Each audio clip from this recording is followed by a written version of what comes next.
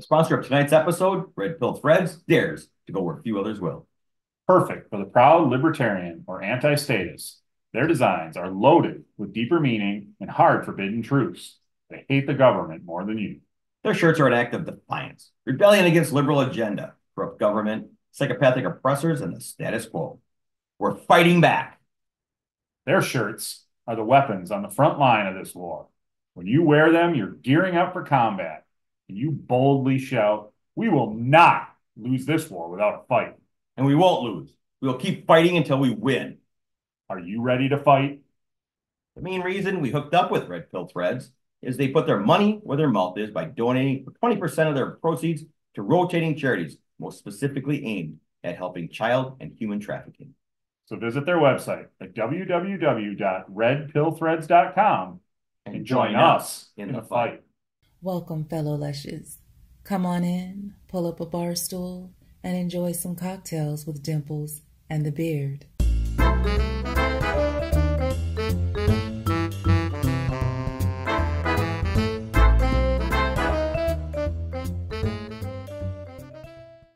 All we are, all we are, we are, we are, all we are. Who sang that? Who's the band that sang that in the 80s? Autograph. Warlock. You know what I really want to see? Who? Really, really want to see? Who? And I never was a big into it. Queensryche. Queensryche is fucking awesome. I know, but I never bought an album. I was like, oh, I like them. Then never pursued it. And all of a sudden, I'm like, I want to see them. Queensryche are so good. You know, like a year ago at this point, I was trying desperately to get Jeff Tate, the former singer of Queensryche, on the podcast. I was communicating with him. No, you never said that. Yes. And then, but there was something there too, is like the originals. I don't know if that meant original song or lineup or what. The problem with Queensryche is there was the feud. Sure. Jeff Tate and the rest of the band. So I don't know who Queensryche has again. What was the fight? I don't know who Queensryche has as a singer now. I don't either. But Jeff Tate is like the greatest singer of the 80s. The dude was fucking he was good. Yeah. Amazing. Yeah, I don't know if he's I don't know enough. I saw in the Brown. Can I finish for once? Like fucking dealing with my wife. Just kidding. I love you, Leo. That's a compliment. I saw in the Brown County Arena, I saw the Operation Mindcrime tour. Operation Mindcrime was like a rock opera album. Yeah. Where they did the whole thing front to back. Yeah. And it was like that'd be awesome. Yeah, it was a fucking cool show. So I love that. Yeah. I watched a little documentary on them and that really got me going. I'm like, oh fuck, I missed them. And all of a sudden, I really want to see them. I looked and they're on tour. So don't quote me, September, October, somewhere in there, they're going to be in Minnesota. Because I just looked them up. They're going to be in Minnesota. When? Next couple months. Okay. All right. Called the Origin Tour. We'll do it. All right. We're going to Queensryche. Hell yeah, because they're the best 80s band ever. So they're going to be in Minnesota. Yeah. Pantera is just in Minnesota. Why didn't we go? I didn't know. They're playing. Pantera is touring. You know the Paul brothers from Pantera are both dead. Vinny got shot on stage, or Daryl got shot on stage, and then Vinny died years later. You know that? Yes. Okay. Now they're playing Zakk Wylde, the guitarist from Ozzy and Black. He's playing guitar, and Charlie. I can't remember. Daniels? No. Charlie Ben. It starts with a B. He was the drummer might still be the drummer from Anthrax. Oh. Who I'm really into right now again. Anthrax, yeah? Yes. I loved Anthrax when I was. Yeah. And I've been listening to him a lot lately, and I'm fucking really back into him. Suicidal Tendencies kind of led me back into that kind of music. So Anthrax always cracked me up. Oh, I fucking love Anthrax. So many good hits. I always love that they just kept to their shit. Yeah. You know, they didn't go, I don't care how big we get, we're just gonna do our shit. But anyway, Pantera played First Avenue. Ooh, this lineup played First Avenue. Come on. And the place is packed. Yep. And I don't know why, but all of a sudden they're in the middle of Walk, one of the greatest songs of all time. And Kirk Hammett and Robert Trujillo from Metallica walk on the stage and start singing Walk with him. I'm like, where the fuck did they come from? That's awesome. Because Phil, even at the beginning of the song, Phil was like, he's like, yeah, I remember opening for Metallica and nobody knew who the fuck we were until the riff from this song hit. And then everybody was like, oh, that's this band. So then Metallica came out and sang it with him. It was badass. They must have been playing. They must. Yeah, they must. They were in Chicago a little while ago. I thought I heard. Okay. Yeah, this was just a few weeks ago, I At think. Wrigley. Somebody was just on me. Yeah. And a friend of mine from high school tagged that they were at a Metallica show. So basically what we're saying is we need to get back to the real metal. If you're in Pantera, if you're in Queensryche, if you used to be in Queensryche, Intent. if you used to be in Queensryche, Anthrax, but you're now drumming for Pantera, and if you're Zakk Wylde, or if you're any member of Metallica, or if you're a member of Hanson, yeah, of course, Hanson. Yeah. I would love to talk to those chicks. They are very much welcome on here. So cute. All the same category. Anyway, welcome back to another episode of Cocktails with Dimples in the Beard. That was a really long-winded intro before the welcome. The tavern's open though. We're ahead of the game. For some reason, we opened the tavern. We're ahead of the game. We're pre-taverning, pre-gaming, tailgating. We are in Wisconsin. Football season's coming upon us. Woo! You got time for football? I got a podcast to produce. Isn't that a nickname, Boner? Anyways, yeah, he was on Family Ties. No, Grung Things. It was Skippy on Family Ties.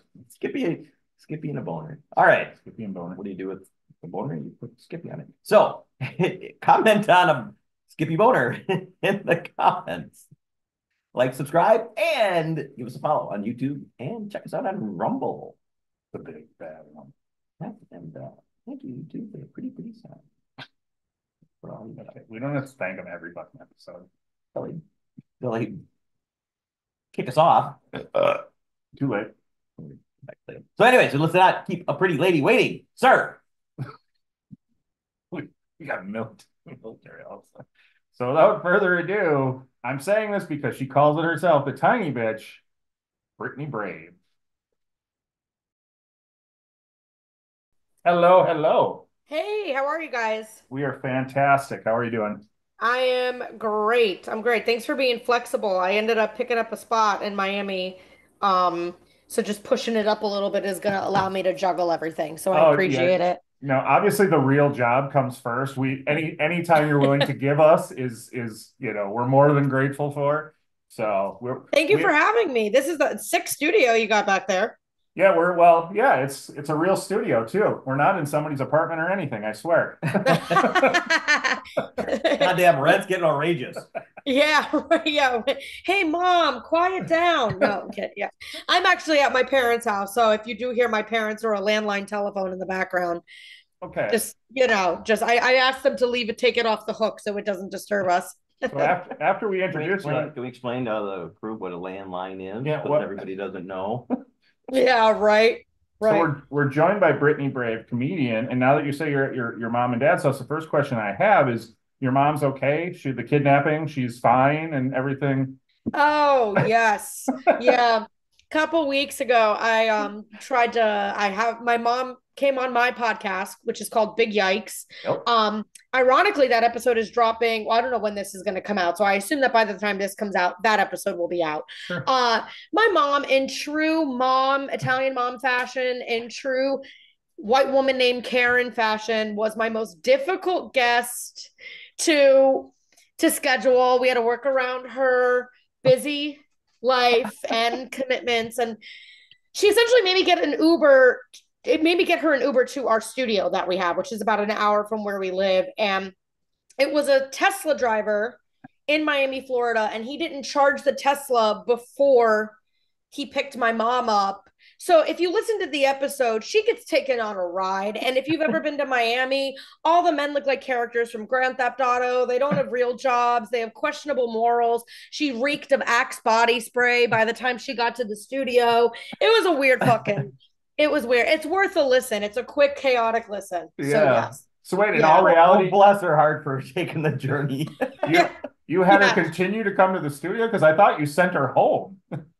I did end up sending her home, and then she eventually made her way back to the studio, in which she just dragged me for an entire episode, which Big Yikes on Apple Podcasts and Spotify and everything. But yeah, it is funny because it's in those moments that my mom, it's so funny because she raises me to have good instincts and which, by the way, Uber goes against every instinct we've ever been told. Up. You're right. Literally, we're talking to strangers, getting in their car and eating their candy. What the fuck? Like literally on every level. And I'm on the phone and I'm like, Mom, where are you? The map's not working. And my mom's like, he's a nice man just trying to make ends meet. Don't worry. And I'm like, she's like, long gone are the days where I'm going to get kidnapped and raped. And I was like, Mom, okay. Okay. So yes, she's you can see where the chaos comes from. So I don't think she truly appreciates the depravity of men. yeah. She's missing the point, I think. Yeah. We were in Chicago one night and got in the wrong Uber, and the guy didn't speak a lick of English, and we thought we had met our fate too. We're like, this guy's taking us to kill us. Yeah, it can go south very quickly. Like, and I also get it's really off-putting when they like offer me candy. Like, I'm like, sir, I'm not taking your roofie treats. Like, I'm not right. Bottled water. Bottled Has that water. been opened? Is there any punctures on the top? Yeah. Yeah. Hand sanitizer, box of tissues in case you want to bang one out in the back seat. Like, it's weird. It's weird when Uber drivers care too much. That's my take. Like, isn't it weird when they go above and beyond? Like, you're like, what are you trying to do? Why do you want me to be so comfortable in this car? But remember, we had the one where she had lights all over the place. Yeah, we did car karaoke. We did car karaoke. She's turned on karaoke. We're in this band singing with her. We're going. Yeah. But that was a lady with two guys. There's no, we didn't feel scared at all then. No. You're still in control of that situation. Yeah, you're in control of that situation, even if you feel like you're in someone's basement rave. Yeah. So I've never had the sudden urge to bang one out. Do they charge if they have to clean it up, or if I clean it up, do they not charge? I'm just curious. I would assume that it's, as long as you clean up after yourself, the golden rule. How quiet are you when you do it? I don't know. Like, yeah. I cry. So, I mean. Healthy. It's healthy. Okay. You take the dirty tissue from your crotch and then you move it to your eyes and you're like. Isn't that how you get pink eye? I'm calling them back. Take me to the emergency room. I got pink eye. If you have a strong immune system, you have nothing to worry about. Yeah. Well, that got off a good note. So yeah, I go in hard. Yeah. So that's what drew you to us for sure, or drew us to you for sure. We do love your style, your brand of comedy. Not afraid to say it like it has to be said on stage. Thank you. Yeah. Thank you. I appreciate and when that. not on stage. Mm-hmm. Thank you. I appreciate that. Yeah, I think like, the best comedians tell the truth and say the things nobody else would share or is too afraid to share or say, even though they know that they totally agree. But it is funny because it's like, I love as a female comedian, like, God forbid you talk about anything personal or your vagina or whatever, anything at all. Immediately, any piece of press I've ever gotten is like, she's unapologetic. How dare she have opinions? Like, yeah. So that's been your style, and you've been around for a while. During the whole, I want to say, woke time and cancel kick things, did you find yourself toning back, or did you double down? I don't know if I have anything that is cancelable, even though I have had incidents of people getting offended. I actually think now I have, because I'm more comfortable doing stand-up, I'm not actively trying to be edgy, because I also don't think that's cool either. Like, there's a lot of that now, like, especially in like, like Austin, Texas and other markets and stuff. Like, there's a bunch of male comics that are like, you can't say anything anymore. And you're like, okay, well, you could never say that word, so relax. But I definitely think now I'm more comfortable with my stand-up and my comedy, that I'm more likely to offend somebody. But, I don't know. I think comedians can't fall for that cancel culture shit. Nope. Like, you can't. The second you do that, comedy dies, the whole industry dies, and yeah, people got to toughen up. It's just a joke. That's it. Well, I 100% I agree, and that's what that we always look for comedians to be like, you're our outlet to say stuff that we may not have to or can't. Right. Exactly. And it's like, it takes a certain kind of mental illness and sickness to even do this. Like I always get asked like what made you start, and I'm always like trauma. Like I don't know, like some weird internal, nobody can explain it when you do stand up. But it is, I almost feel like it's this tick. It's like having a version of Tourette's. Like it's really like, I need to say the thing that nobody wants me to say, you know? So it has to come from a weird place to want to go on stage and just reveal your most embarrassing, most vulnerable things and try to get people to laugh at them. Like it really doesn't make sense. It's crazy. I was just saying the other day to a couple comic friends of mine that I was like, you ever just have this sobering moment on stage where like you look out and you're in front of a crowd of 300 people and you're like, why am I here? Like you're like, why am I doing this? I could say whatever I want. This is a job. Yeah. This is crazy, you know? So yeah. So how does stand-up comedy start for you? Because your bio, which everybody, we got to read the bio, 17 years of stage experience. But how long have you been doing stand-up? I was on Epstein's Island, so that's where it, I'm kidding. That makes sense. Yeah, that makes sense. Wow. That's what this shirt is in reference to, by the way. Is it? Let me see. It says Doe 36. Clinton was John Doe 36 on the list. Look how keen she is. She's like, got that? Yep. Ding, ding, ding, ding. Hell yeah. Ding, ding, ding. Building connections, everybody. No, I'm kidding. I was not picked to be on the island. I wish I were. I'd be a lot more successful. But I say that about even my parents. Like I have lovely, supportive, present parents, and I'm like, they could have hit me more. I'd have a Netflix special by now. But yeah, I started. I mean, I've been performing my whole life, and that bio, admittedly, hasn't even been updated in many moons. Who knows? Yeah, you're a comedian. It's not like you're. Yeah. I might just come to a show. Yeah. So how much do you draw from your family? Do you have any brothers? I don't. I'm an only child. Yeah, which I do a credit to like why I am a comedian, because like I just grew up by myself with a weird imagination, putting on shows for my parents. And, I always wished I had a brother and sister. It's a fun category on Pornhub, but it is. Yeah, it is the top seller. Yeah, I think it's actually stepbrother and stepsister, really. Semantics. When you're in the backseat of an Uber with a box of tissues, you'll do whatever you need to get the job. I mean, whatever comes up first is really, you can't be picky at that point. That's true. Listen, I'm 33 and I'm painfully single. The first video will do. I don't have a lot of time. I'm on tour. That's it. I'm busy. We're busy. We got things to do. That's right. That's it. It's the efficient way to get everything done. But how did I start and say, yeah, I did improv and competitive dance and all of these other show monkey things my whole life. Okay. And I loved stand up, and I always loved comedy, and I love stand up, but it's so weird. I never thought I would do it.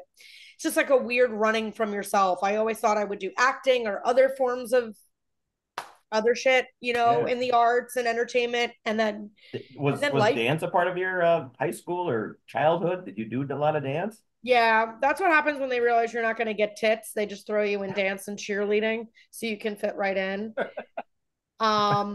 Yeah, yeah. Okay, that's what I did wrong with my kids. Okay, go ahead. I'm gonna have to go back to your Instagram page.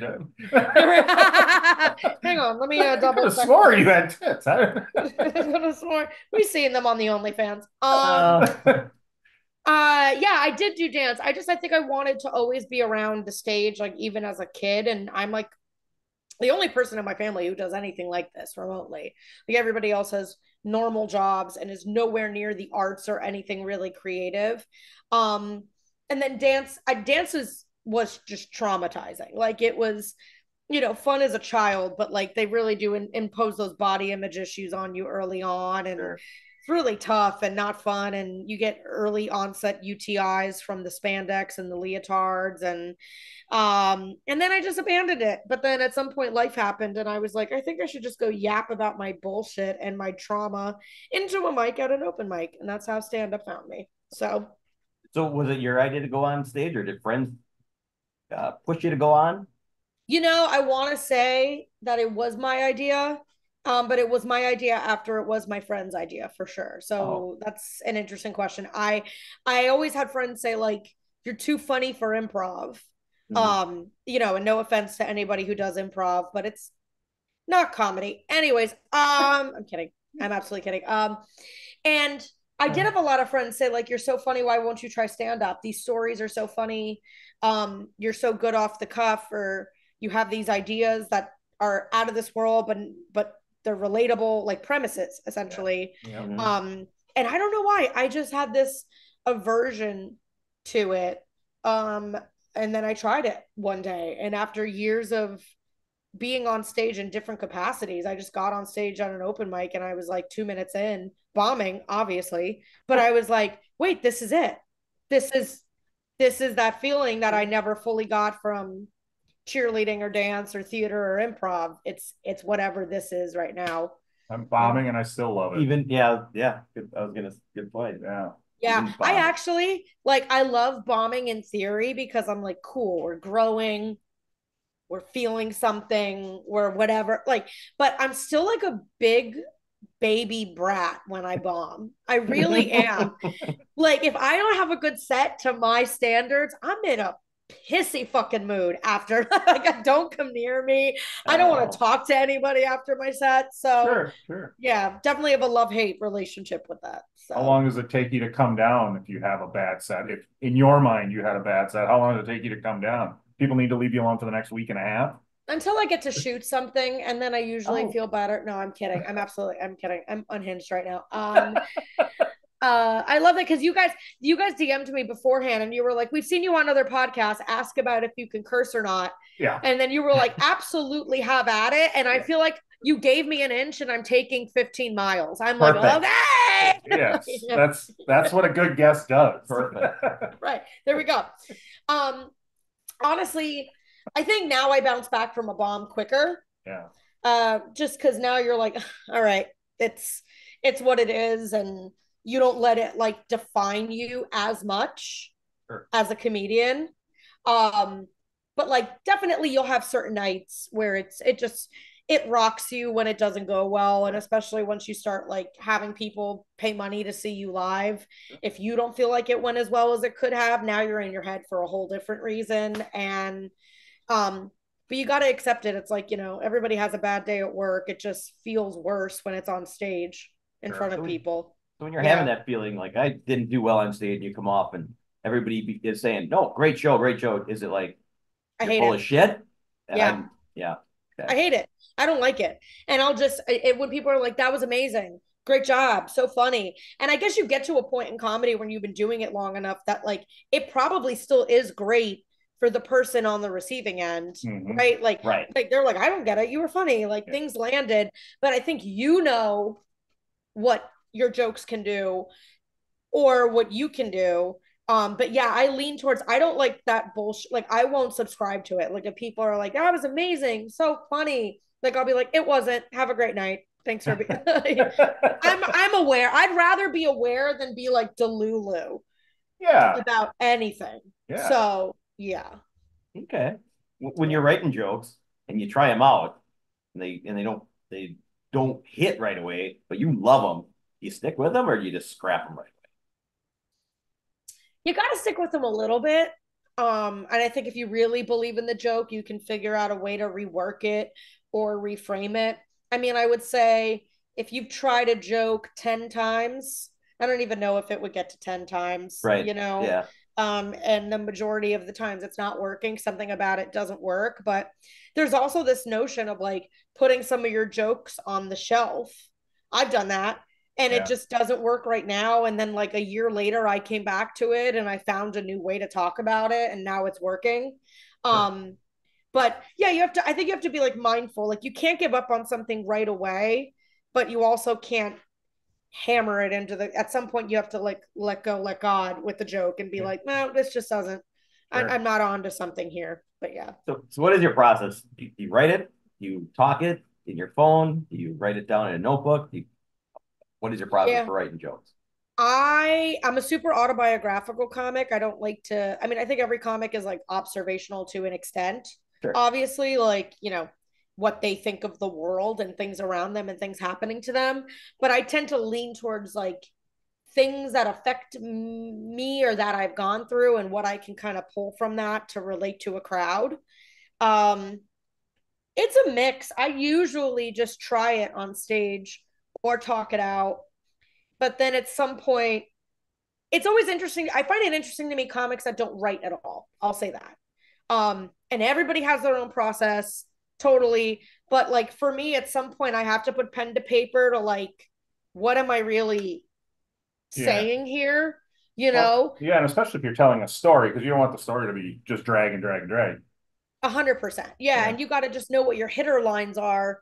Like, okay, these are where the punches are going to be. Everything else in the middle or in between, I'm figuring out, or I'm allowed to kind of stumble through. But it really is. I mean, that's the thing with comedy. Like, it's like I know people who don't pick up a pen and paper ever, but they'll get on stage and they'll crush. But I also don't think I've ever heard them say the same thing twice.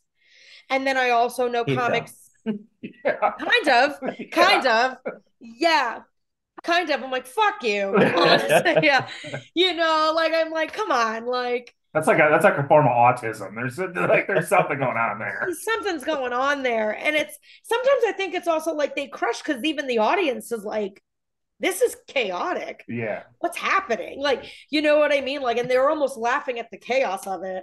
Right. But then I also know comics that will never touch crowd work and they follow their set exactly the same start to finish. And then I also see them die 1,000 deaths when that happens. Sure. Too. So I'd like to think I'm somewhere in the middle of like it's loosey goosey enough, but I do know what I'm saying, or you know, able to pivot if you need to. The crowd's starting on you or something. Hard pivots. Do you like to do crowd work? I love crowd work. Oh, yeah. I do. I think like a lot of now, thanks to TikTok and social media, young comics are relying on it way too much just to try to like go viral and stuff. But I do think that like when done correctly, it's such a fun tool. And honestly, it's one of the few things that make a performance unique to that city and that crowd and that venue. Like that moment only happened in Phoenix, Arizona on this night, or that moment only happened and can't be recreated because that lady with one eye was in the crowd. Like she's not going to be there tomorrow night. So now it kind of creates something that everybody, you know, she's not going to be there tomorrow night because she walked into a wall, but you know, she's not. I'm kidding. She's still in the club, just trying to find her way out. She's just trying to pay her bill, 2 drink minimum. That's it. So yeah, I do love crowd work, but I think it's like in moderation for sure. Yeah. Go ahead. You're kind of a shit talking Italian, so it goes. I mean, excuse you, sir. It goes with your style, does it not? Holy shit! No, I'm kidding. It's over. She's gone. I saw you call a table full of people STDs. They did. They looked like they were. They looked like it. Like, no offense, you look like you have gonorrhea. Yeah, I am. I think when you say shit talking Italian, is that not redundant? I mean, I guess I could have left out the shit talking. Yeah, that's true. Yeah. You could have left out the Italian. See, this is why you're a comedian and I'm not. You know where to edit. I don't. It's do I? I don't think I do. I don't think I should have said one person at that table has AIDS. I think I probably overstepped a line. But comedy, I think I am a shit. Yeah. Yeah, you put anything in marinara, I'll suck it. Yeah. All right then. I love that I'm filthier than the 2 men that are interviewing me. I love it too. Well, you have the advantage. We're always trying to, we go in slowly, so we know before we just. But now we know you're firing on all cylinders. Now, okay, we can be filthy. Yeah, we can't have a guest come on and be like, "Hey, I got marinara here, suck it." Yeah, I mean, I just can't do that. I mean, you can, but it just depends on the guests. Right, exactly. You gotta wait for them to say something. If they're a shit talking Italian, you're speaking their language. But if it's possible to offend an Italian, I've offended an Italian. It's you know what's funny? It's. I don't think it is possible. I'll say that to offend an Italian. I just think like there's not. I mean, we haven't notoriously been known for like racial hate and severe injustice or whatever. You know, like we're just Italians are the most offensive to themselves. True. Yep. I actually think the only people Italians can truly offend or be offended by is like real, authentic Italians. take offense to Americanized Italians, I think. Yeah. Like they're like, you're trash. You don't even know where Italy is on a map. Stop saying that. Stop calling it gabagool. Like, like that's, I remember my grandmother was like fully Italian, spoke it the closest I had to it. And she would hear my uncles be like, my bouton, my gabagool, you put anything in marinara, I'll suck it. And she was always like, you're a disgrace. Like, so. Wait, you stole that joke from your grandma? Inspired by. Okay. All right. Perfect. As you should steal everything you can from your grandma, because it could have probably been a delight to hang out with. Yeah, I stole her generational trauma. That's what I stole. Oh, jeez. Pretty sure. Throw that around on me. Well, that's what I was asking before, if you had brothers, because I was like, what a great, inspiration for jokes on the whole Italian brother sticking up for you, when you're trying to date. But no, I grew up an only child. Yeah, so that shot that. And my parents had me late in life, and this was before you could transition. So my entire life, I just felt like as if I needed to be the best son and the best daughter possible at the same time. At the same time. Yeah. All right. Yeah. Yeah. Yeah. So I think it's a lot of pressure, but yes. So your parents, when you said I'm going to be a comedian, were they like, go get them, or like, no. Get a real job? Yeah, they were like, oh no, don't embarrass us. Is that somehow really, like with parents, don't embarrass us. Don't embarrass us. I will say that answer, that's an interesting question, because when I first really wanted to like maybe pursue the arts and do what I had honestly been doing my whole life, it was like right around college. And I want to say their initial answer was probably no. Like it was a version of no. Sure. Like it was very like, yeah, like do something real. Yeah. Or study theater, but just try to study something else, maybe a minor in theater, a major in something. Right, a minor in fuck boys and whatever. I do feel like I got that in college, though. I do. It's a master's degree. And so I want to say, and they've like come to admit it since then, but like I did get a little bit of like resistance that was just like generational. Mm-hmm. Like it was like, you're going to suffer. You're not going to make any money. Nobody makes it. I don't like that line of thought, the whole like nobody makes it kind of thing. Yeah. But then it was interesting. I think then they saw just like how miserable I was in my 20s and how like I wasn't myself, and I made some mistakes and had bad relationships and all of this stuff. And then I think when I did finally make the decision to take the plunge into open mics and green rooms and dick jokes for the rest of my life, I will say when I did finally arrive there, they were very supportive. Okay. Because they saw me do something else and hate it. Yeah. Oh, now they love it. Yeah. Now they love it. Yeah. They sit at my comedy shows. They hear it all. I'm pretty sure my father's pretty old. I'm pretty sure he just laughs. He doesn't realize half the shit I'm saying, but he's like, my daughter's great. I'm like, I've had abortions, and he's just laughing. Like, like he doesn't. Does he laugh at the Plan B joke? The strangers in the house? Well, right. Yeah, he did. That is a fantastic line, by the way. It is. Thank you. I like that joke a lot. But what's funny? He would come to my shows for years, and he was like, I would do those jokes and they would land, like my abortion material and birth control material. And then one day we were at dinner and we were talking about like pro-choice, pro-life, my parents and I, just whatever, talking about everything. Life. And I go, well, that's why I had mine. And my father looks up and goes, you've had an abortion? And I was like, wow, proof that you don't listen at all at my comedy shows. Like, wait, was he listening, or did he just not believe that it was true? I don't know. I didn't implore any further. I just left it. Yeah. As a dad, I think it was that. He just didn't want to, he blocked it out. Yeah. He was like, that was real. That was real. That was a great joke. That's funny you talk about that. I'm like, what's funnier is that it happened. But great joke that you made up. Right? This acting thing is going so well. Right. Yeah. Yeah. So did you start doing stand-up in New York? Yeah. Okay. Mm-hmm. Yeah. How is and you're in Miami now? Mm-hmm. How are the scenes different New York compared to Miami? They can't be more different, to be honest. It's New York is just like the mecca for comedy.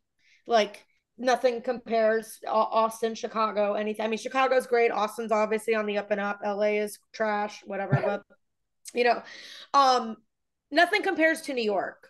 Yeah. Just in it's the hardest place to do comedy because it is such a quote unquote like melting pot.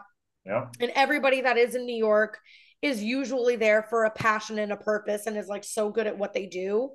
And that goes for comedy too. Like you're going to be on a lineup with people that everybody's good. Yeah. Right. So now you're like, oh shit, I got to step my game up and right. And I don't know who's going to drop in, you know, they just saw Dave Chappelle last night at the Comedy Cellar. Now they're seeing me, a comic who's 4 years in, trying their best and doing whatever. But Miami is just not a place for comedy. And I think I had like hopes for it to be at one point. Sure. I would have had a different answer for you maybe just a year, maybe 2 years ago. Oh, really? About it's been good to me, but I don't think it would have been as good to me had I not started in New York and came down with a little bit of like momentum, ammo. Yeah. Jokes, something. If you, like the song says, if you can do it here, you can do it anywhere, right? If you can do comedy in New York, I would think going to Miami and not easy, but easier. Easier, right. And then Miami is like the opposite. Miami, it's almost like if you could do it here, you probably can't do it anywhere else. And you're going to get looks if you try. Like it's almost the opposite. Just as a, like it's both cities claim hustle. Yeah. Miami and New York. Yeah. But New York backs it up and has results. Yeah. And Miami's just hustling people. And hustle at a 80-year-old pace. Yeah. Yes, exactly. Sugar daddies. Yeah. So are you long for Miami? If that's the comic scene and comedy is the goal, will you be staying there or I'm leaving, believe it or not. Yes, I am. But I am gonna still hang out in Miami for certain gigs and stuff, but I think New York wins and I am inevitably I'm on the road now, so I'm popping up in all these you're really big on cities, the road. Yeah, big cities, but you're really on the road when you start getting offers in Springfield and Plano and Fargo, North Dakota and Iowa City. Appleton, Wisconsin? Soon, I want to. Yes, yeah. That's where we are. You guys have comedy on state, right? Well, that's Madison. But we have the Skyline up in Appleton. Nice. Okay. Nice. There's an improv in Milwaukee as well. That's right. I heard about that. Yeah. So yeah, it's on the list at some point. Cool. It's on the list. We'll be there. Any one of those will come. I'm probably gonna roast the shit out of the two of you. So perfect. Yeah, we'll sit close just to make sure. Oh yes. Yeah. I love masochists. I love it. But we had a Dave Williamson was kind of felt the same way in Miami that he needed to. I love him. Yeah, he was so much fun and I love it. Miami, great comedy scene. But that it was here, and then if he was going to make more, he had to go somewhere else. So same thing. It masquerades as a small town. I will say that about Miami. Like it's because it's a big city, right? So it's a big city. So when you're doing comedy there, the comedy scene isn't big, but everything you do feels bigger because even if the scene is big, it's still inside this major metropolitan city where it's a huge hub for travel, where festivals happen. That's a big city, an overpopulated city. So for a long time, you can kind of still feel like you're making it happen in the same way you would in LA or New York. But also at some point, like I think if you're good down here, it's the same thing that would run.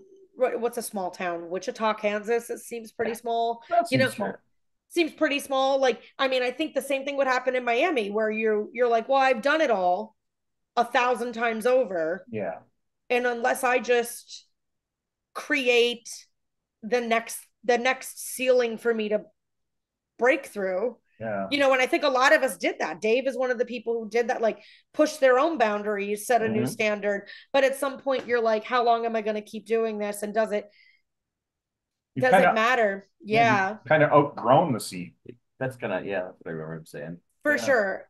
That's how it feels. And it's tempting to stay. Like its mediocrity is tempting as hell. It's very like I'm like, I could continue to stay here and get paid and be the person or one of the people in Miami and live nice and cushy, or I could go to New York and get peed on by a rat, but write 10 new jokes and get discovered. And so it's a weird place to be in a little bit. To make the leap and give it a whirl. Well, at least it's a danger I know. Like I've lived in New York, so I know what I'm getting back into for sure. And hopefully I'll be a little smarter this time than I was like years ago when I was in my 20s and whatever. But like I would rather get eaten alive 1,000 times over in New York than do 2 months in LA.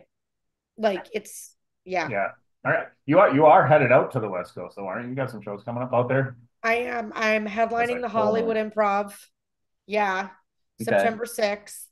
And I have San Diego coming up. Gonna be out there for a little bit. And in typical LA fashion, people are blowing smoke up my ass that they're gonna get tickets. They're going, that's amazing. Are you trying to tell me that people in LA are fake? I'm not trying to tell you. I'm telling you. Making it very clear. Making it very clear. No punches. Yeah. I mean, what do you guys feel about LA? I mean, it's got to be an even bigger stretch. To me, it's as fake as Miami, but just a little bit smarter. And you have more people who speak English. Like that's the only thing about LA is going to the store and spending like a weekend at the store is definitely on my bucket list, just because of what it is. But I would never want to live out there. No, I can't. No, I remember the last time I was out there, I tried having small talk with my barista, and like I made like a not even that dark joke, like, well, nothing like a good cry or something, like even if it's in public or something. And I was like clearly joking, and she just looked back at me and she was like, what? Like, I was like, I thought maybe she'd give you her therapist business card or something. I'm surprised that you talked to her. Yeah.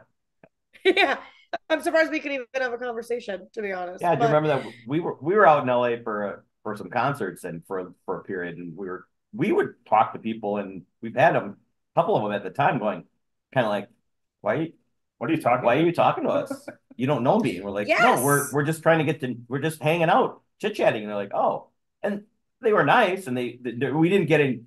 What I remember, we never get into anybody is like, fuck you, get away from me. But they were like surprised. But once we broke that barrier, they're like, oh, I'm just not used to that. It seems just very isolated. And I think it's just isolated because that's like how the city's laid out, and everything on the West Coast, nothing has a sense of urgency on the West Coast. It just kind of seems... getting to the bathroom because shit in the streets. I mean, there's no urgency to get to the bathroom. Yeah. And that's interesting you say that, because it's totally different, because people shit in the streets in New York, but they do it because they're so lucky to be able to. They're like, I'm here. This is greatest city in the world, and I'm gonna shit on its streets. Exactly. See, I always heard New York was it smelled like piss, and California was shit. So I'm glad to know they're equal. Sir, I have literally never heard that. I think now you took a shit in LA. That's what I am thinking. And you're confessing it on your own podcast right now. I'm not 1,000% correct to admit or deny those claims right now. I've literally never heard that. New York's all about piss. LA's all about shit. I've never heard that ever. That's amazing. Not only have I never heard that, I've never heard him say that, and I've been his best friend for 25 years. I don't know where this is coming from. Like, what are you talking about? You walk down the street, it smells like piss in New York. Not everywhere. But... Wait a minute. You first introduced this theory like this is what you're supposed to do in each city. No. New York, you take a piss in the street. LA, you take a shit. Now you're like smell. I don't know. You think you know a person, but I guess not. Here's what I can tell you. This one I can state unequivocal fact. The streets of New Orleans smell like piss and puke. There you go. That one I can state for a fact. I've been there and smelled it. Well, yeah, because isn't it like an open container place? Yeah. And it's just a big, so. It's nonstop party, so. It's nonstop partying, but I mean, I do love New Orleans. I have to go back there. I love it. I haven't been there in a long, long time, but it is a fun city. Well, it's a commitment for your liver and your morals. Oh, yeah. Yeah. It's like Miami and Las Vegas.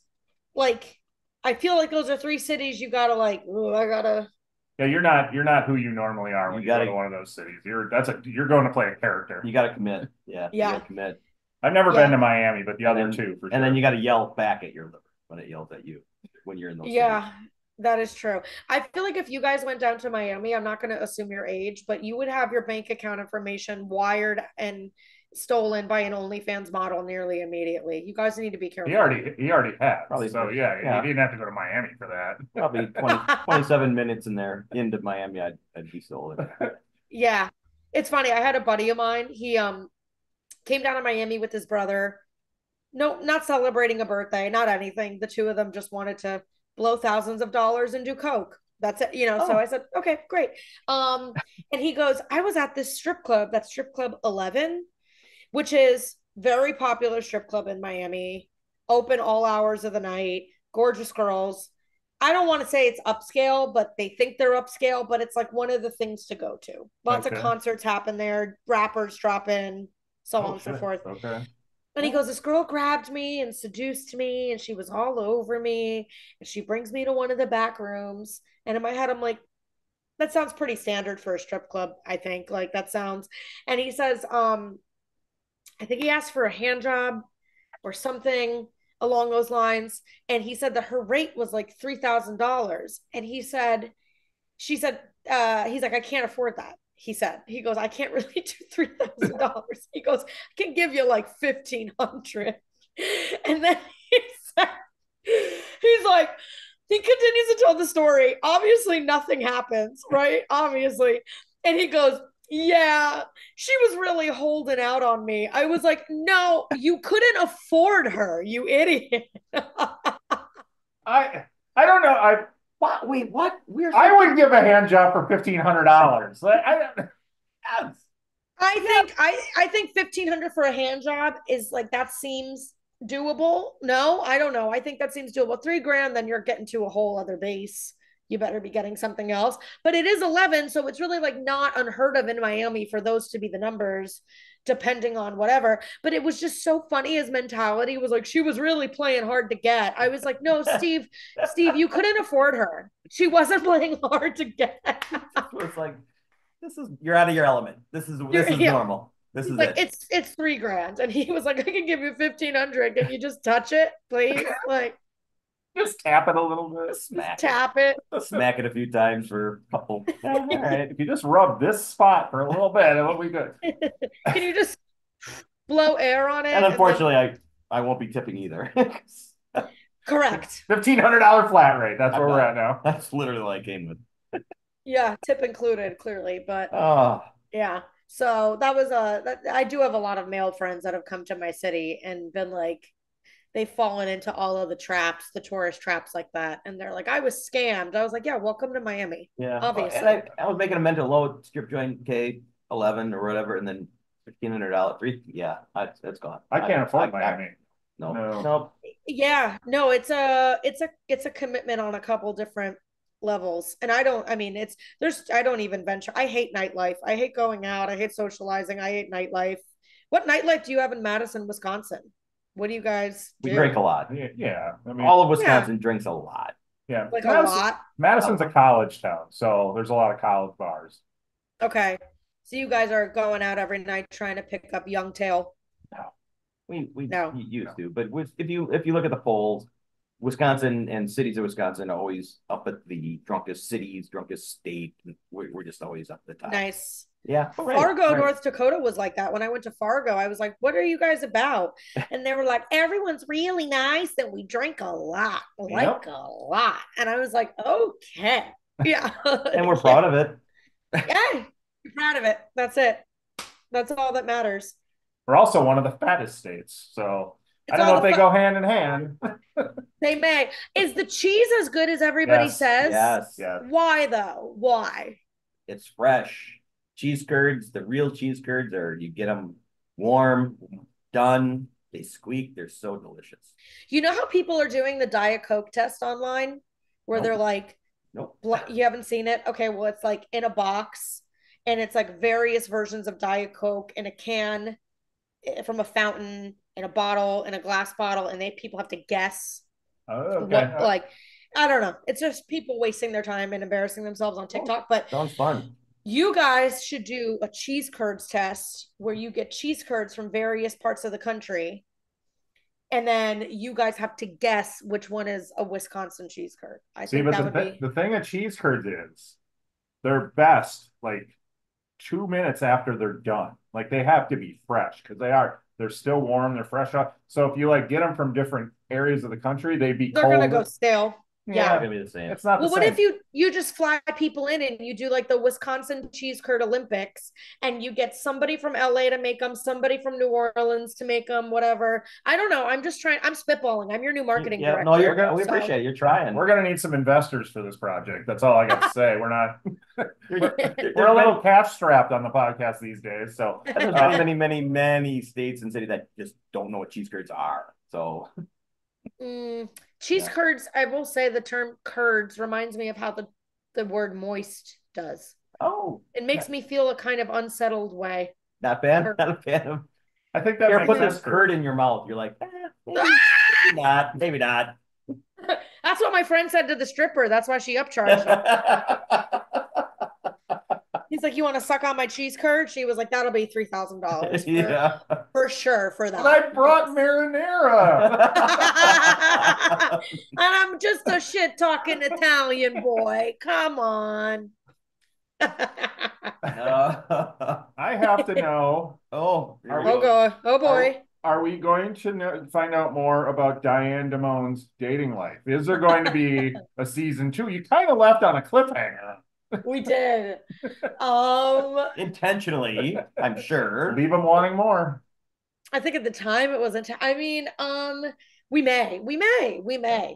But how did that project come to be? So yeah, the creator Joe Conroy started writing this project about. It's actually not about me, which a lot of people find shocking because I'm painfully single in Italian.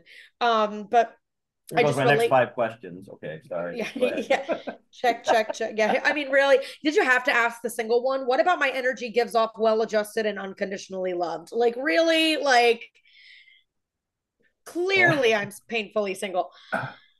Joe wrote it about his best friend, Lori, and he did it as like a passion project, but it never, he was on and off with it. And then Joe and I met on another project in New York and hit it off.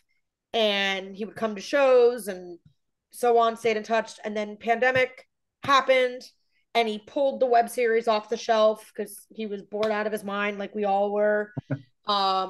And he started writing it. And at that point, we had known each other better. And he had definitely known my stand-up. And he called me one day and he was like, I have this project. Every time I write for Diane, I hear you. Do you want to read it? And I read it and I didn't know whether to like scream or cry or laugh. I was like, this is going to be the easiest character I've ever played. Compliment, not a compliment. Hey, wait, what's going on? I don't know. Ignorance is bliss with that one. I'm not even, and it was great. Like we did it literally on like a shoestring budget, literally. And like the first 3 episodes.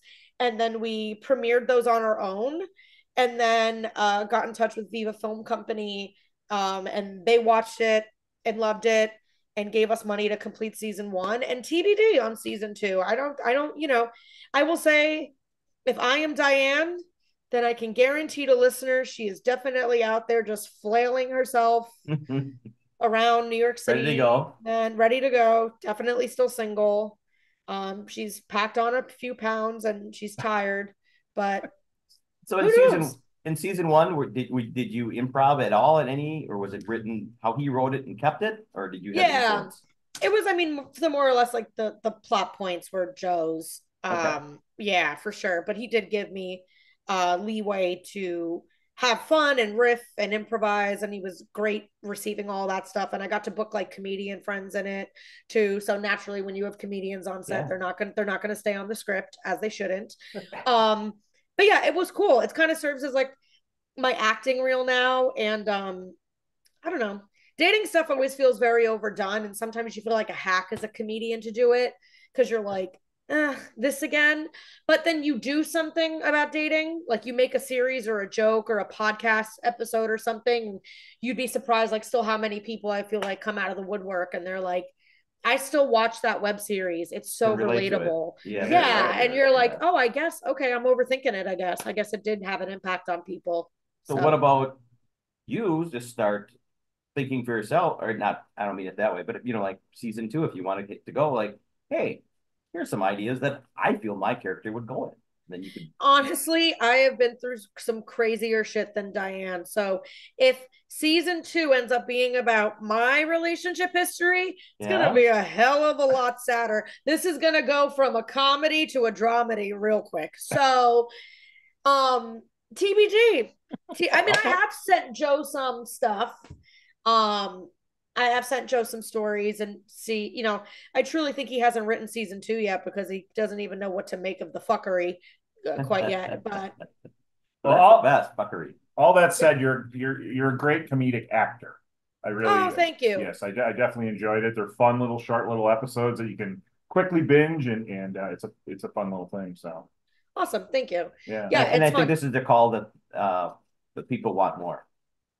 At least this person. Yeah. No, you guys don't have to. You want to jerk off to Diane, and I know it, and it's okay. And you could just be honest on this podcast. I need new stories to get my tissue out for. I'm just saying. Right. You're like, I always climax right when she's crying. It's the best. I mean, I can only go back to season or episode 4 so many times. I'm just saying.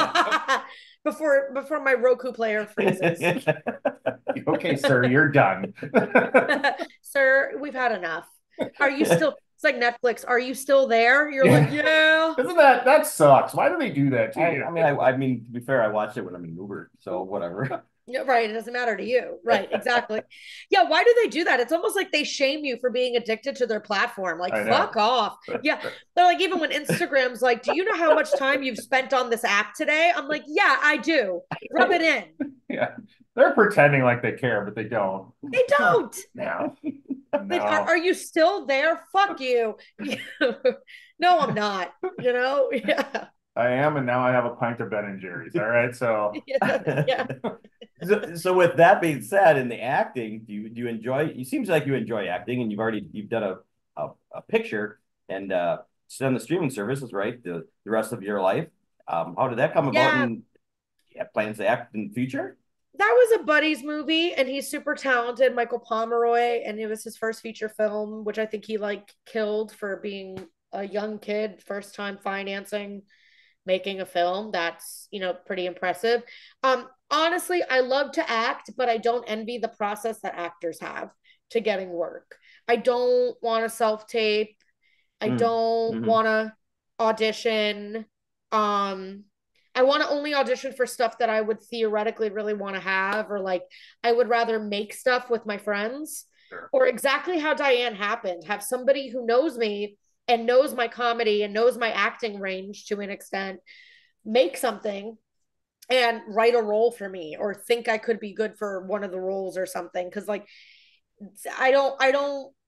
have a lot of actor friends, and bless their heart, but that whole submitting 200 self-tapes a day just to hear nothing, it's not my chosen form of pain. I would rather get on stage 3 times a night and have all 3 of them go just okay or not go well. That's my form of pain, and my form of rejection. So, yeah. Have you ever thought about writing something for yourself? Yeah. Or writing? Have you written something that's kind of tucked away that you haven't brought out? I have started a movie. Okay. It is not a comedy. I don't know how to write a movie. I'm actually going to be bouncing off of Joe, the creator of Diane. Okay. I was in a super abusive relationship for a couple years, and I actually started stand-up on the tail end of that. And I know I have jokes about it for sure. I've done a lot of activism around it. I used to have a podcast about it, very open about it. But I think the ultimate goal or ultimate medium would be to retell that very real story in a nonfiction film. Okay. In a film. Okay. Or a one-woman show, but ultimately a film. Ultimately a film. Well, which takes a lot out of you. So I mean, if you're going to do it, and I think we as an audience would appreciate that and support. Yeah, thank you. Yeah, and that's interesting. You said, yeah, it does. It takes a lot. I think I've had visions of scenes and ideas, and I've written it here and there, but I think it's got to run parallel to my own like healing process.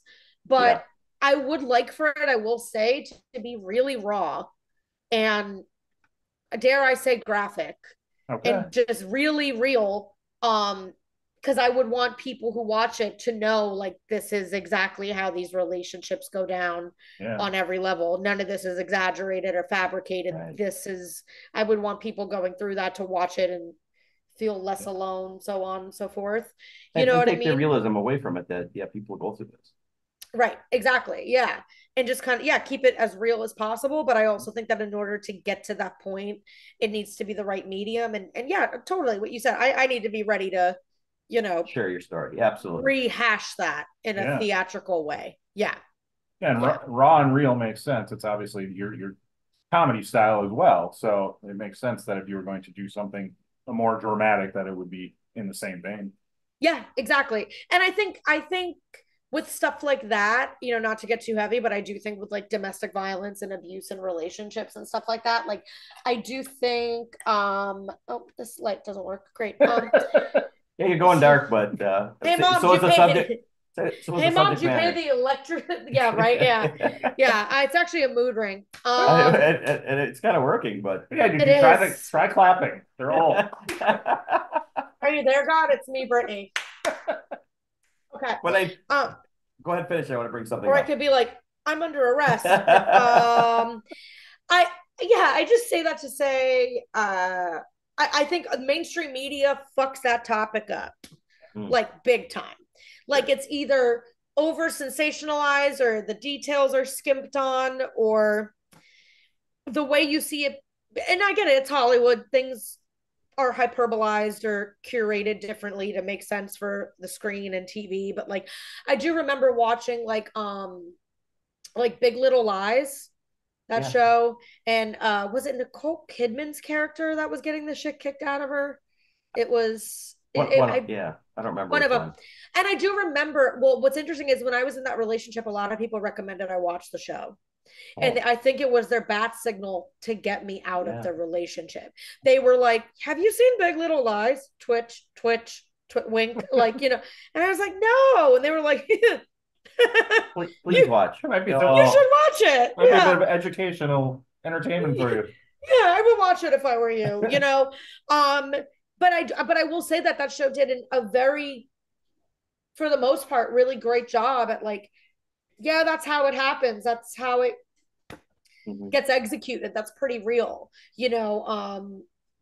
versus dramatic music videos or other things, whatever. So, but at some point that'll get made. Okay. At some point. So let's take a quick moment to just recognize how involved you are. And, shout out to anybody out there about, the National Domestic Violence Hotline that you're part of, and you have in your Instagram. And I think it's important to bring it up and to share and how much you're involved in it. I threw a roast of P. Diddy. This light is weird. Okay. I'm sorry. I have ADD, undiagnosed. I threw a roast of P. Diddy. Yes. Which is phenomenal. Thanks. Yeah, thanks. It might become a whole series of just roasting monsters for charity and for fun. And I don't know how many times we'll have celebrity appearances at them, but in this instance, we had 50 Cent. Damn it. Yeah, which was and that dude is not afraid to say it like it needs to be said at all, which is what I fucking love about him. And he's such a good dude, and he's so petty for a good cause. It's amazing. Like, and he's just a really good guy, and he gives back, and like that was just like serendipity. Like, I had the idea to do it. I only had 1 week that I was in town when I wasn't traveling. I happened to go to the venue I went to that was talking to 50 about a promotional appearance for his liquor. And it literally was just like, like it was supposed to happen. Wow. It was supposed to happen.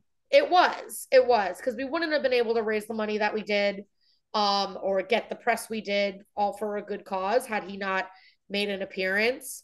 But yeah, it was cool. And now I'm like working, pretty hand in hand with the hotline just to, help them and continue to raise money. And it's cool. It was a cool night. It was already cool for so many reasons, and then the fact that at the end of the day it does entirely go for a good cause was even cooler. Yeah.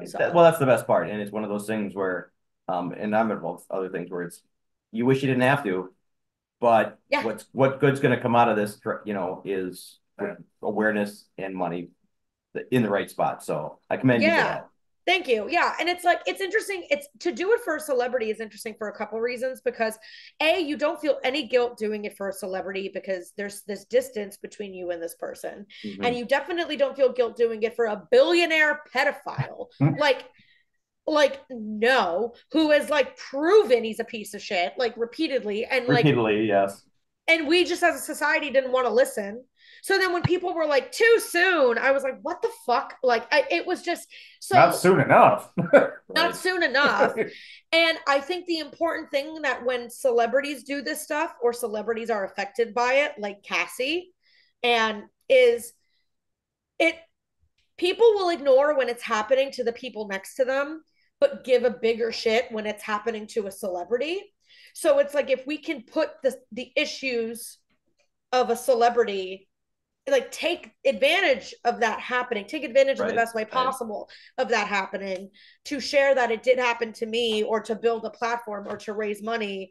Maybe it helps people connect the dots. Yeah. Well, and you're right. And then I don't want to defer from it, but you're right. I mean, it's kind of like, we're normal people and nobody cares kind of, Yeah. But it happens to a celebrity and it's, oh my God, that's horrible. So always. Yes, bring it in. If you got to use that for the awareness, then take advantage of it. And maybe more and more people will care if it's the nobody next door. Yeah. Absolutely. That footage was horrifying, but it's it was so important for it to be released, for him to be held accountable, for Cassie's own healing, and for people to be like, oh shit, that really happens. And it's and then when you're able to do something at a micro level that gets national attention, you get to remind people that it happens to everybody every day. Yeah. I'm pretty convinced the power went out in my parents' house. Well, and I know we got to get you out of here. You're dark, but let's go ahead. Yeah, you got a show to go do, a spot to go do. So not to brag, I have to go tell jokes for next to no money in Little Havana. So not to brag, you guys. Well, yeah, we got nothing to do after this. Let's wrap her up with some. We can't appreciate how much you took your time to spend with us and sharing your story. The last part of this podcast. Thank you. Obviously not easy, but thank you for everything you shared tonight. It's tell everybody where they can find you. Thank you. I am Brittany Brave on Instagram. Brittany Brave Comedy. BrittanyBrave.live is the website. It's not .com because some motherfucker stole my domain and it looks like an Asian porn / gambling site. I'm not making that up. And I'm gonna look I don't know how to fix it. Go ahead. Yeah, no, have at it. Get a box of tissues in the back of an Uber, just to bring that back. But and I have a podcast of my own called Big Yikes, and it's all about vulnerable stories. And your first guest was Billy Corbin, which I'm jealous of because what a dude. So he's the shit. I love Billy. Yeah. He's the best. I want to talk about your podcast more. That's a great title and. Fun podcast. Great show. Yeah, it was a great and and it's a funny podcast for sure, but I definitely think I take a deep dive into more serious shit on it. So if you're looking to kind of make sense of stuff and laugh along the way, I think that's the show for you. And come see me on the road. I'm everywhere. The tour dates are on your website and Big Yikes podcast you can watch on YouTube. Yes. And listen to it on all the platforms. On all the things. Yes. All right. Thank you very much, Brittany. Have a good night. Thank you for having me. I'm going to go get cheese curds at the venue I'm performing comedy at. They're not going to be good. I know, but it's... Come to Wisconsin and get some cheese curds. Yeah, if you come to Wisconsin, we'll bring you cheese curds, I promise. Okay, amazing. I hope that's a euphemism. Okay, love you guys. Thank you. Have a good night. Bye. Thank you for listening. The tavern is closed for now, but we'd love to have you back for more fun next time. Seriously, though, get your asses out of here.